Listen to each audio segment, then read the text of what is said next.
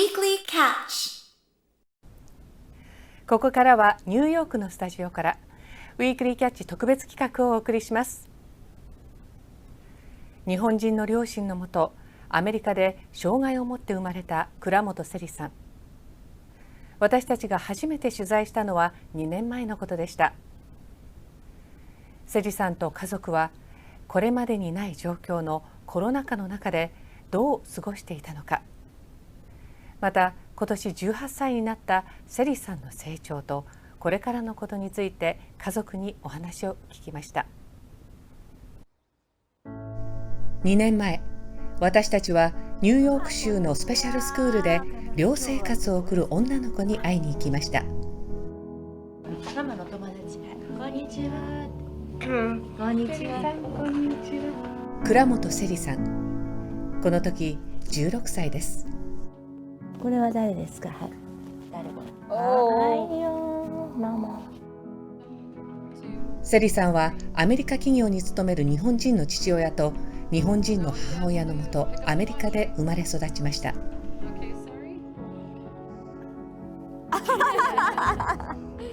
4人兄弟の長女です。家族は寮生活を送るせりさんに会いに毎週学校に訪れます。せりさんには生まれつき両方の目がありません。鼻は額にかけて湾曲していました。原因は不明です。発達の遅れもあり、複数の障害を併せ持っています。頑張りした。あ、すごいね、セリね。頑張りした。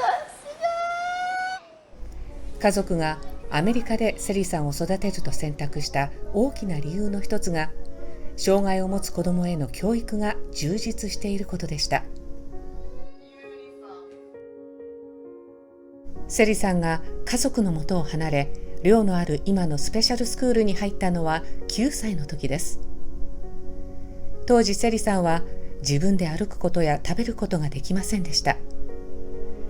日常の基本動作ができるようになるため、また眼球がないために起きる睡眠障害の改善のため、専門家のもとで生活を送ることが成長に必要でした。Want to go for a walk? Yes. Yes. Okay, you ready? 学校では特別支援教育、スペシャルエデュケーションの先生、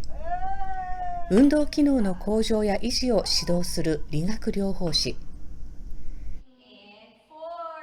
視覚障害を持つ子どもを指導する専門家など、専門知識を持ったプロフェッショナルがチームとなり、生徒の成長をサポートします。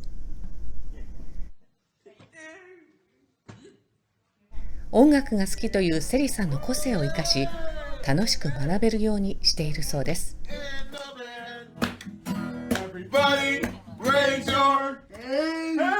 私はセリのやっぱり内面の発達が遅れてるなって聞いた時に、ちょっとやっぱり不安になったりとか、どうなっちゃうんだろうと思ったけど、いやこの子は本当にたくさんの可能性があるからっていうふうにみんなが言ってくれるんですね。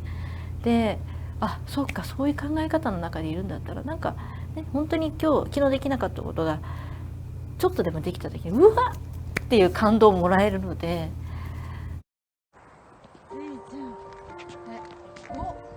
2年が経ち、今セリさんは18歳になりました。この間、ニューヨークでは新型コロナウイルスの感染拡大が深刻な時期もありました。セリさんと家族はどう過ごしていたのか、またセリさんの成長について母親の倉本美香さんに伺いました。コロナ禍でセリさんの様子はいかがでしたか？初めはもう完全に学校がシャットダウンというかロックダウン、シャットダウンされまして、会えなかったんですよ。やはり何よりもやっぱりセリをはじめとして、あそこの学校にいる子どもたちはいろんな疾患を抱えている子が多いので、もし誰かが一人でもコロナにかかったら、そこからもう大混乱になるんだろうなと思ってたので、やはり不安でしたよね。セリさんのいるスペシャルスクールの生徒はマスクをつけるのが難しい複数の障害を持つ子どもたちです。学校は早期に独自の感染対策を取り、家族との面会も中止されました。でもやっぱり相当混乱していたんですよね。学校自体も1回は閉鎖してたので、今寮におりまして、その寮の中にPT とか OT の先生が来てくれるトレーニングだけだったんですね。だから普段の学校の授業というのもなかったので、本人にしてみたら時間はいっぱいあるし、人も会いに来てくれないし、すごく混乱してたと思います。ということはその間全然会えなかったんですよね。はい、でも後半の方になってオンラインで面会をしていいよという連絡が来まして、それがもうなかなか大変で、セリはやはり私たちが画面の向こうにいることわからないのに声が聞こえてくる。だからすごく混乱したんだと思うんですよね。で、泣いてるだけだし、私たちは触ってあげたい、抱きしめてあげたいっていう気持ちいっぱいあるんですけど、たった15分だったんですけど、なんだかもう混乱のうちに終わってしまいました。パンデミックの影響で初めてセリさんと家族が会えない日々が続きました。家族2人だけ15分間のみという限られた状況で学校から面会の許可が出たのは去年の夏前のことでした。久しぶりに会った時にセリさんの様子どんな感じでしたか？泣かれましたなんでしょうね、多分彼女なりのクレームだったのかもしれないなと思うんですけども、なんで今までほっといたのよっていう思いもあったのかもしれないですし、夫が会ってた時は割と機嫌悪くはなかったんですけど、私が抱きしめた時になんか嫌だっていう反応をされていや、これ嫌だじゃないんだな、なんかクレームしてるんだな、怒ってるんだなっていうのを感じたので、ごめんね、会いに来れなくって謝りながら接しましたけれども。学校では生徒、スタッフのワクチン接種が完了し、面会の制限も徐々に解除されました。兄弟4人が揃ったのは1年後のことでした。結構寂しかった。いつも毎週行ってるハビットだったから、全然なんか1年に行かないのってすごいなんかショックだったから。1年間行かないと本当に忘れちゃうかもしれないので、ちょっと辛かったですね。今は2週間に1度会えるようになったといいます。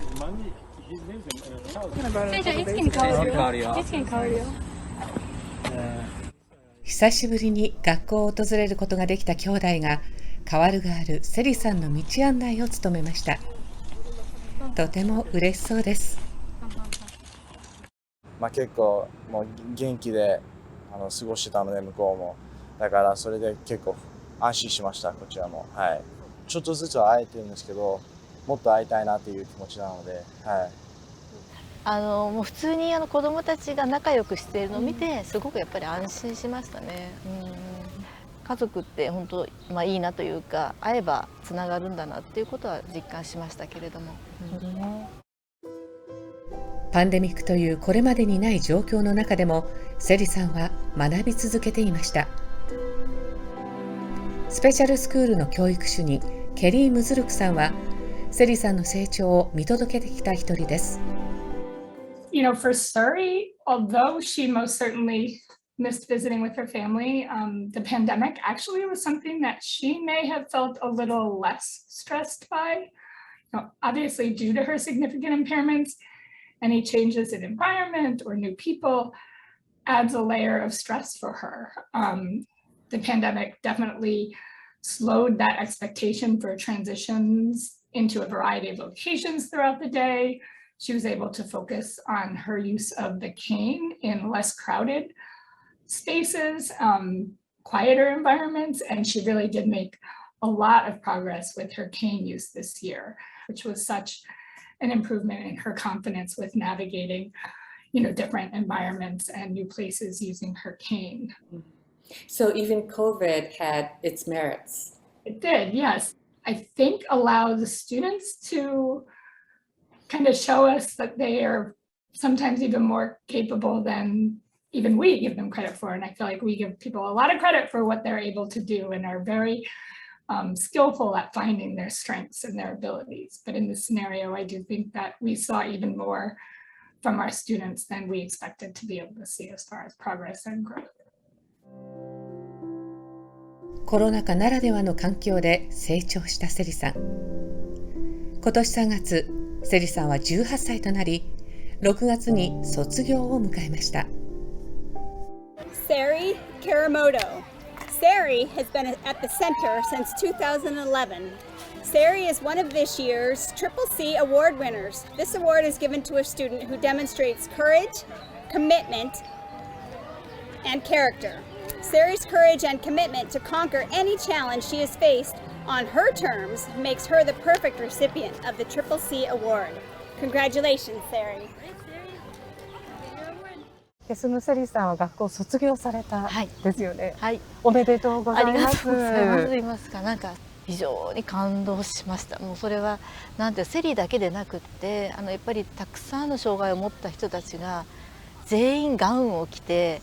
一人一人がちゃんと卒業証書をもらえるように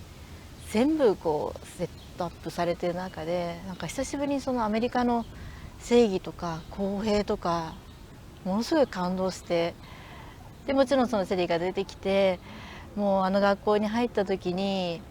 歩くこともできなかった子が卒業証書を取りに行く瞬間に白い杖をついて、数歩ですけど自分で歩いていって受け取るという瞬間に本当、やっと歩いてきた道がこう後ろが見えたなっていう気がして本当感動しました。もう本当片腕もぎ取られるような気持ちで送り出して、でもこの子はやっぱりその生きるための食事をするとか歩くとか、ああいうトイレに行くとかね、そういうことをまずしないと私たちがいずれ面倒見られなくなった時に一番困るから、その生活生きる力をつけてもらいたいっていう願いだけで学校に送り出したんですけれども、その時のこととかが本当に走馬灯のように頭の中をぐるぐる回りながら、感無量という言葉がぴったりだと思うんですけれども、セリさんの卒業や成長を嬉しく思う反面、家族は新たな課題に直面しています。そして卒業されて今後はどうされるんですか？今後なんですけれども、まだ今の学校に21歳になるまでは州の法律の関係でいられますので、そこまでにもうあと2年半ぐらいしかないんですけど、それまでに次の場所を見つけていくというのがまた私たちに与えられた新しい課題ですので、今それを始めております。まだまだ何かこう中に持っているものを引き出してくれるような可能性をやっぱり捨てきれないので、それをサポートしてくれる環境が今アメリカにはやっぱりあるんですよね。まず親が可能性を信じてあげなければいけないっていうことをもう誰もが言ってくれるし、やっぱりあれもできないこれもできないではなくて、何かができるっていうことを信じてあげてるっていうところはやっぱり大きな違いなのかなと思います。美香さんとしてはどういうセリちゃんの生活をビジョンとしてありますか？セリがなるべく多くの人を信頼してくれるようになってほしいと思ってます。少しでも多くの人を信用して、手をつないでもらえる人がたくさん増えたらいいななんて思いますけどね。多分ここの方が障害者の方がやっぱ街に出ていますので、普通に接するというか、いるなって思うような感じ、そういう環境がこっちの方があるのかなと思いますね。で障害者もいるし、日本人もいるし、アメリカ人で白人もいるし、やっぱりもう多様性なんだと思いますね。多様性という言葉は人種だけでなく、その障害のあるなしにもきっとかかってくると思うんですけど、多様性に対して少しやっぱりおおらかなのかなと思いますね。セリさんが18歳の成人を迎えたことを機に、母親の美香さんはこれまでの歩みを英語で本にしました。アメリカでセリさんが出会ってきた人、これから出会う人にセリさんのことを伝えたいと思ったということです。私たちは今回スペシャルスクールでの感染対策のためセリさんに直接会うことはできませんでしたが、彼女の成長を知り、家族や周囲の人々がセリさんの可能性をとても大切にしていることが成長を後押ししているのだと感じました。来週は通常のウィークリーキャッチをお送りします。それではどうぞ素敵な1週間をお過ごしください。ごきげんよ